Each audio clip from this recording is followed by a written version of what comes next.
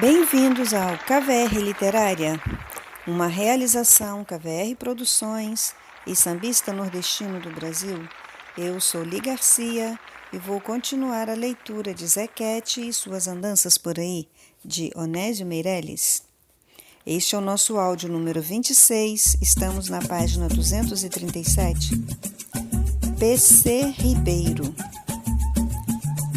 Desde muito cedo, lá pelas bandas da minha adolescência, ouvia falar de um certo compositor chamado Zequete.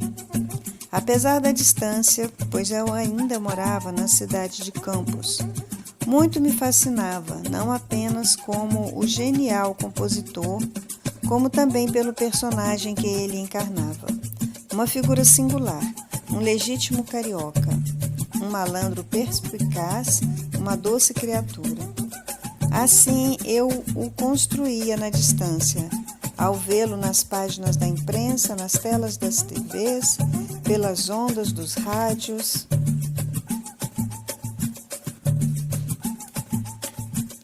Eu simplesmente construía um mito, até que o mito se transformou numa realidade palpável.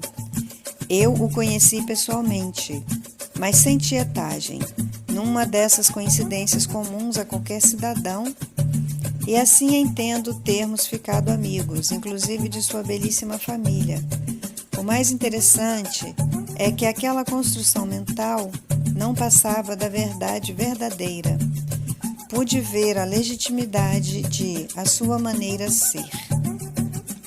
Um personagem, sim, porém, um ser humano verdadeiro, com as mãos transbordantes de generosidade e simplicidade.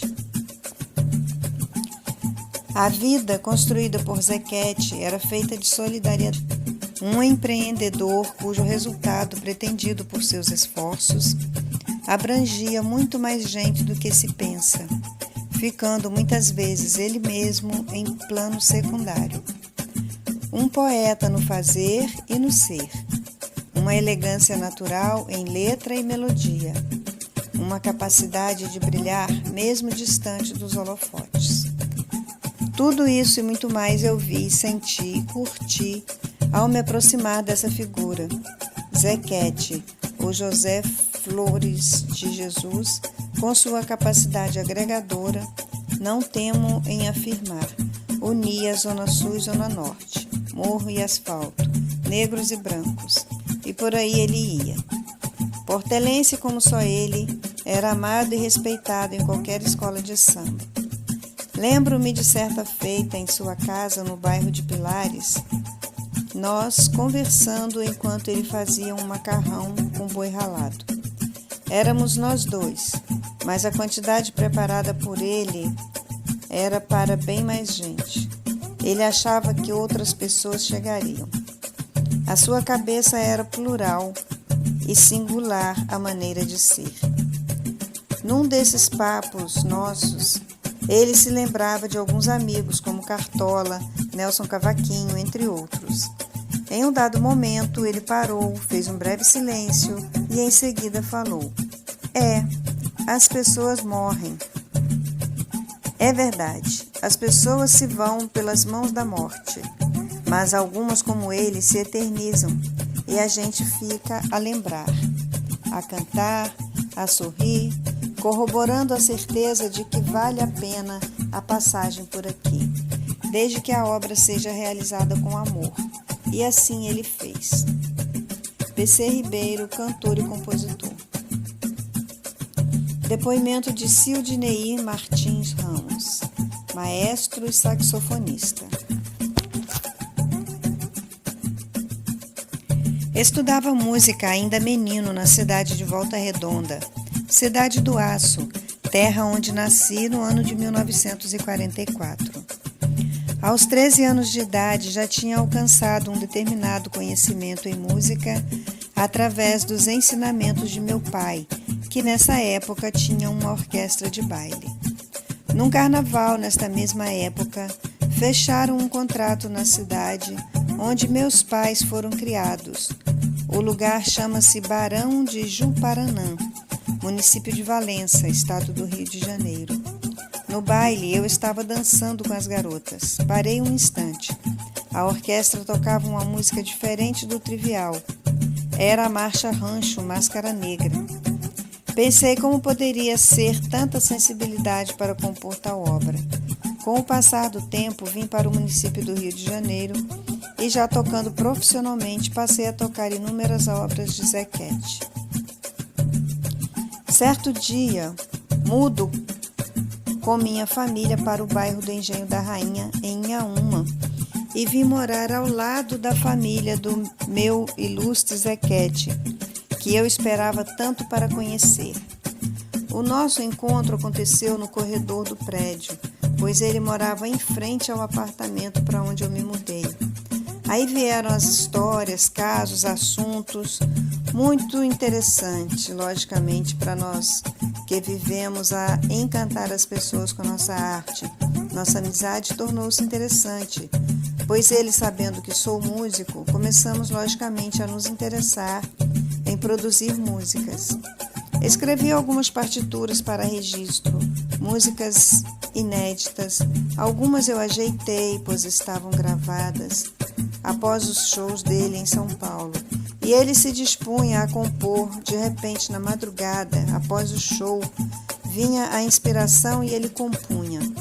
O pessoal gravava do jeito que dava. Zequete partiu e deixou músicas inéditas, interessantes.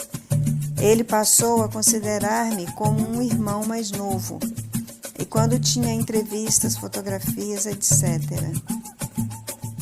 Ele dizia para repórteres, jornalistas, televisão, que vinham entrevistá-lo, que eu tinha que participar do evento, senão não tinha entrevista.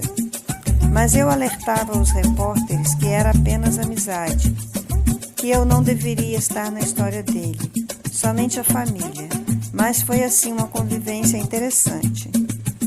Ele inventava de fazer frutos do mar, então fazia aquelas imensas paneladas. Nós nos reuníamos no playground do nosso prédio com uma pleiade de músicos, e aí estava feita a festa. Ao tomarem conhecimento que ia haver o sarau, iam chegando amigos, compositores famosos, músicos famosos, repórteres, fotógrafos.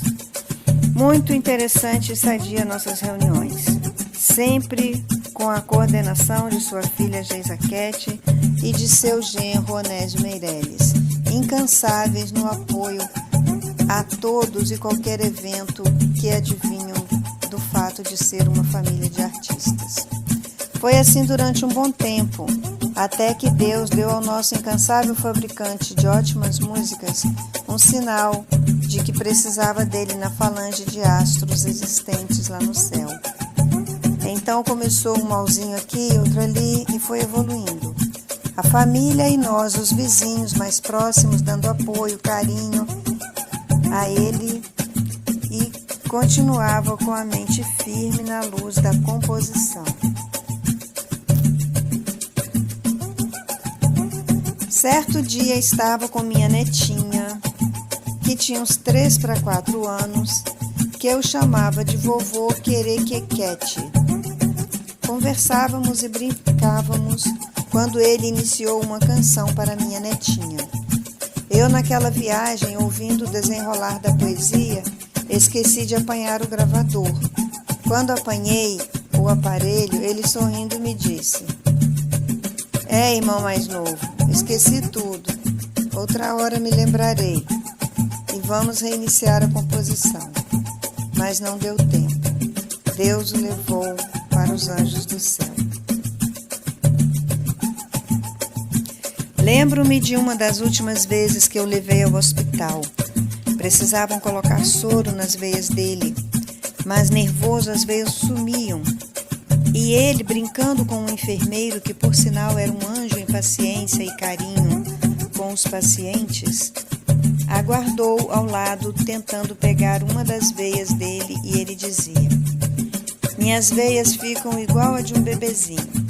Com isso, o enfermeiro pegou uma agulha muito fininha e, enquanto eu o distraía contando histórias, lembrando nossa apresentação com uma orquestra que levei para acompanhá-lo quando ele recebeu o prêmio Shell, e assim distraiu-se e as veias inflaram lentamente e conseguimos aplicar a medicação. Isso aí levou mais ou menos umas 2 horas. Pois é, meus amigos, aquele meu sonho de criança e já músico se realizou, assim como uma passagem bíblica, uma mensagem espiritual. O plano espiritual me conduziu a um encontro com meu grande amigo Zequete, numa coincidência, ao mudar-me exatamente para o lado da casa da estimada família do meu irmão. O detalhe é que a filha Geisa, os netos dele, os bisnetos, as filhas do Onédio, que se tornou um amado amigo, tudo isso por via amizade Zequete e Dona Índia me chamam de tio até hoje.